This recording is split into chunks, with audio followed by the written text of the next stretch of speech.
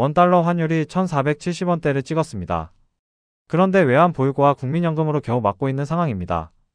말하자면 이건 일시적 충격으로 끝나지 않을 가능성이 큽니다. 기존의 방어 수단으로도 버티기 어려운 국면입니다. 이미 뉴노멀에 진입했다는 표현은 단순 유행어가 아니라 장기적 구조 변화의 시작을 말합니다. 대응의 방향을 재검토해야 할 시점입니다. 뉴스에서 유동성 공급 RP 매입 시장 안정 조치라는 표현이 반복적으로 보입니다. 같은 단어들이 여러 매체에서 자주 나오면 단순 보도가 아닙니다. 즉 시장이 스스로 정상 작동하기 어려운 상태라는 신호입니다. 중앙이나 주요 기관이 개입해 단기적 숨통을 틔워주고 있다는 뜻으로 받아들여야 합니다. 표현의 반복은 문제의 범위와 지속성을 보여주는 지표입니다. 경계해야 할 신호입니다. 통화정책의 혜택이 은행을 활용할 수 있는 자산가들에게 집중되고 있습니다. 그 결과 월급만으로 버티는 직장인과 자산을 선점한 사람들 사이의 격차가 급격히 벌어지고 있습니다. 생활이자와 금융소득의 배분 방식이 불균형을 만들고 있습니다. 한번 정리하겠습니다. 최근 변화의 원인은 통화정책의 수혜가 주로 금융자산과 은행 창구를 통해 분배된다는 점입니다. 이것이 현재 격차의 핵심 원인입니다. 핵심은 이겁니다.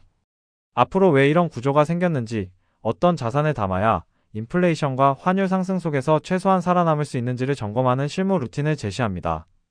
오늘부터 실행 가능한 체크리스트입니다. 첫째, 뉴스에서 유동성 공급 RP 매입 시장 안정 조치 언급 빈도를 확인합니다. 둘째, 원달러 환율 움직임을 정기적으로 기록합니다.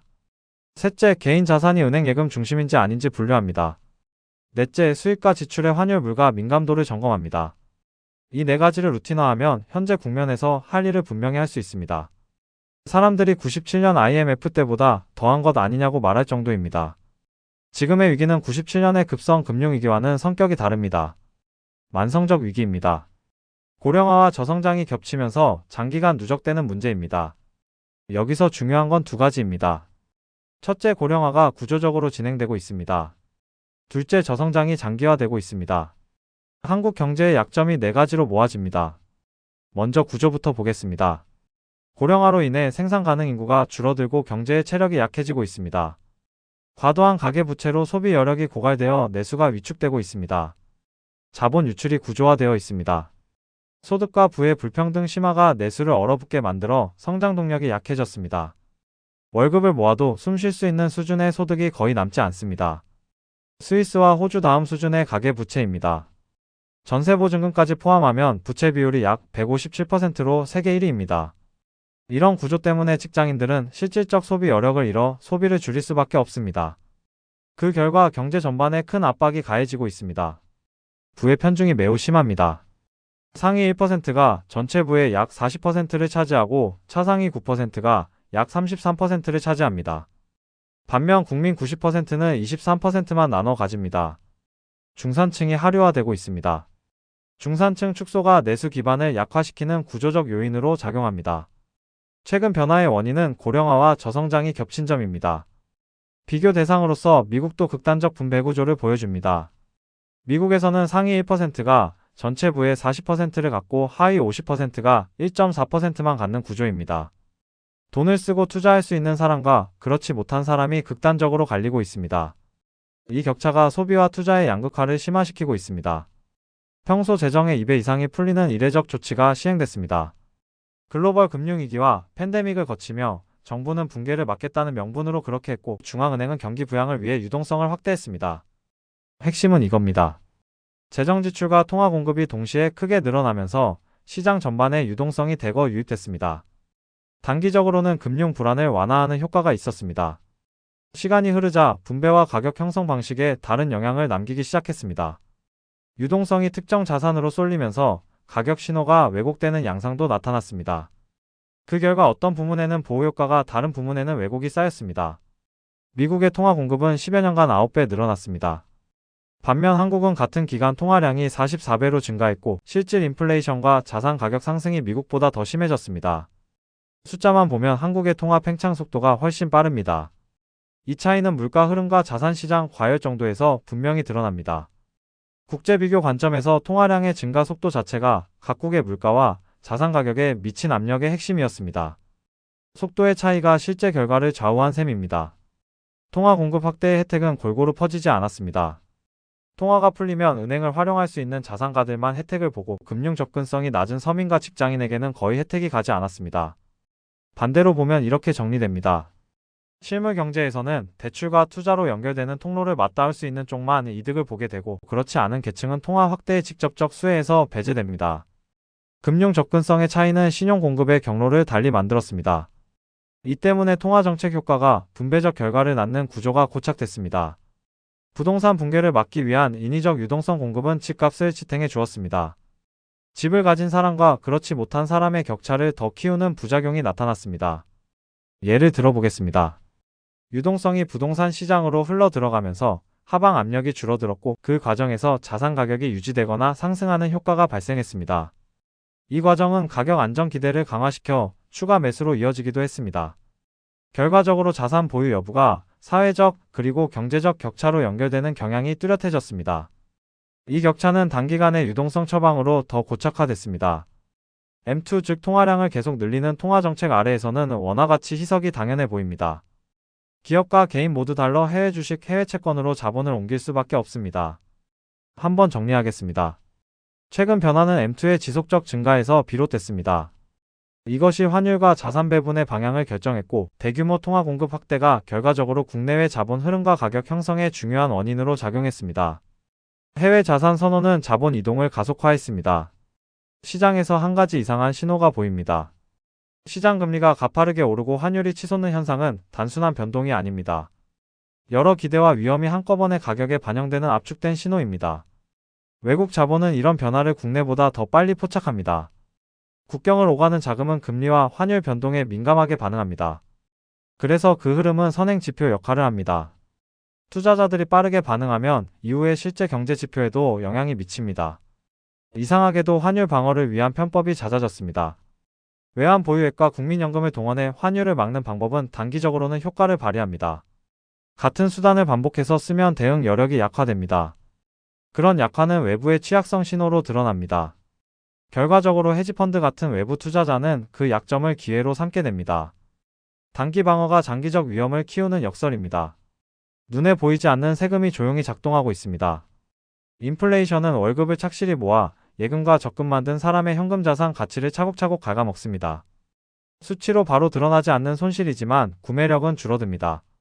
결국 체감상으로는 소득이 늘지 않아도 자산의 실질 가치는 낮아집니다. 생활비가 같아도 예전만큼 살기 어렵게 되는 현실입니다. 작은 돈으로도 방어에 들어갈 수 있는 흐름이 형성되고 있습니다. 금과 은 같은 실물 자산과 디지털 금으로 불리는 비트코인이 인플레이션 방어 자산으로 주목받고 있습니다. 소액 투자자도 접근 가능한 자산이기에 비교적 작은 규모의 자금 이동으로도 시장 수요에 반영됩니다. 이는 자산 구성이 바뀌는 신호이기도 합니다. 자산 배분이 바뀌면 중간 시장의 모양새도 달라집니다. 통화 남발과 자산시장 부양의 부작용이 상위 1%와 자산가 쪽으로 불을 몰아주었습니다. 그 결과 처음에 언급한 부의 편중과 중산층 하류화가 최근 더 가속된 셈입니다. 한번 정리하겠습니다. 최근 변화의 핵심 원인은 통화 남발과 자산시장 부양의 결과입니다. 원달러 환율이 1,500원, 1,600원 수준으로 향할 징후가 뚜렷합니다. 여기서 중요한 건 두 가지입니다. 첫째, 환율이 1,500원 또는 1,600원으로 상승하면 금리 인상이 불가피해집니다. 환율 상승은 수입 물가를 끌어올려 전체적인 물가 압력을 키웁니다. 그렇기 때문에 한국은행이 통화 긴축을 검토할 가능성이 커집니다. 둘째, 영끌로 집을 산 사람들은 이자 부담이 급증하면서 부동산 시장의 급락 위험이 높아집니다. 대출 상환 비용이 급격히 늘면 매물이 늘어나고 가격이 빠르게 조정될 수 있습니다. 한국은행은 지금 통화정책에서 금리를 올릴 수도 내릴 수도 없는 딜레마에 빠져 있습니다. 핵심은 이겁니다. 과거에 선택한 완화적 정책이 단기적으로는 성장 지표를 끌어올렸습니다. 하지만 그 정책이 지금은 정책 여지를 좁히는 부담으로 작동하고 있습니다. 즉 성장 둔화 신호와 물가 상승 압력 사이에서 어느 쪽을 우선할지 결정하기 어렵습니다. 결과적으로 금리 조정의 여지가 제한되어 정책 판단이 훨씬 복잡해진 상태입니다. 은혜 수급 구조를 보면 산업용 수요 비중이 약 70%에 이릅니다. 지난 5년간 공급은 약 10억 온스였지만 같은 기간 수요는 약 12억 온스로 집계되었습니다. 이 수요 공급 차이는 재고를 소진시키며 10년 내 최저 수준으로 떨어지게 만들었습니다. 이처럼 수급 차이가 누적되면서 시장의 재고가 점차 줄어든 상태입니다. 이런 흐름은 단기간 내에 재고가 쉽게 회복되기 어렵다는 신호로 해석됩니다. 은 공급이 늘기 어려운 이유는 생산의 대부분이 아연 구리금 제련 과정에서 부산물로 나오기 때문입니다. 은광석 자체에서 나오는 비중은 약 1%에 불과합니다. 이 때문에 은 가격만으로 공급을 빠르게 늘리기 어렵습니다. 이 구조는 공급 탄력성을 낮추며 가격 신호만으로는 단기간 내에 생산량을 크게 확대하기 힘든 제약으로 작동합니다. 따라서 공급 측면의 제약은 계속 유지됩니다. 그래서 결론은 이렇습니다. 최근은 재고 감소는 산업용 수요 증가와 낮은 회수율이 결합한 탓입니다. 이 두 요인이 동시에 작용하며 재고 감소를 초래했습니다. 현금의 실질 가치가 빠르게 줄어드는 이상 신호가 보입니다. 핵심은 이겁니다. 인플레이션과 환율 상승기에는 현금을 최소화하는 포트폴리오가 필요합니다. 원화와 달러는 합쳐 3에서 6개월치 생활비만 보유하고 나머지 자산은 금과 은과 비트코인으로 분산해 보유하는 방식입니다. 현금 보유를 줄이면 화폐 가치 하락에 따른 구매력 손실 노출을 낮출 수 있습니다. 이렇게 하면 통화 약세와 물가 상승 리스크를 일부 완충할 수 있습니다. 운용의 초점은 필요 최소한의 현금 유지를 통해 구매력 손실을 제한하는 점입니다. 의외의 신호는 뉴스에서 같은 표현이 반복될 때 드러납니다. 여기서 중요한 건 두 가지입니다. 첫째는 시장 금리와 환율 흐름과 통화량 M2 증감 같은 거시지표를 관찰하는 일입니다. 둘째는 뉴스에 자주 등장하는 유동성 공급과 시장 안정 조치 같은 표현의 반복을 개인의 위기 계기판처럼 체크하는 일입니다. 이 지표들이 평소와 다른 방향으로 움직이면 포트폴리오 점검 신호로 삼습니다. 최근 변화는 인플레이션과 환율 상승 때문입니다. 오늘부터 실행할 3단계 루틴입니다. 한번 정리하겠습니다. 첫 번째, 예금과 적금과 현금 잔액을 점검해 3에서 6개월치 생활비를 계산합니다. 고정 지출과 변동 지출을 합산해 생활비를 산출합니다. 그 결과에 따라 필요한 현금 유동성만 남깁니다. 두 번째, 금과 은과 비트코인에 대한 기초 공부와 각 투자 수단의 실무적 특징을 조사합니다. 보관 방식과 거래 방식과 비용과 유동성 특성을 확인해 자신의 감내 범위를 정합니다. 세 번째, 몰빵을 피하고 스스로 정한 비중으로 분산 투자 계획을 세운 뒤 정기적으로 같은 루틴을 반복합니다. 포트폴리오를 정해놓고 주기적으로 동일한 점검을 실행합니다. 최근 변화는 인플레이션과 환율 상승 때문입니다. 수익률 경쟁이 소리 없이 힘을 잇는 현상이 감지됩니다. 어디에 얼마나 수익을 내느냐보다 어떤 상황에서도 자산을 지키고 살아남을 수 있는 전략이 더 중요해졌습니다. 여기서 중요한 건 두 가지입니다. 첫째, 방어 중심의 포지션을 일상화하는 습관입니다. 수익을 최대로 끌어올리는 시도보다 손실을 먼저 통제하는 태도를 일상화하세요. 손실을 먼저 통제하는 태도는 장기적으로 자산을 지키는데 더 큰 효과를 냅니다. 둘째, 비상시를 대비한 최소한의 유동성 확보입니다. 위기 순간에 빠르게 대응할 수 있는 준비 상태를 유지하는 것이 핵심입니다. 작은 방어적 습관이 위기 상황에서 더 큰 차이를 만듭니다. 자주 점검하고 평상시에 방어적 선택을 연습하는 것이 필요합니다. 같은 데이터도 서로 다른 해석을 불러일으키는 신호가 분명합니다. 통화정책과 자산시장에 대한 평가가 엇갈릴 때 다양한 정보를 접한 뒤 자신의 기준으로 판단하고 책임지는 태도가 요구됩니다. 판단의 근거와 결정을 기록해 두는 습관을 권합니다. 한번 정리하겠습니다.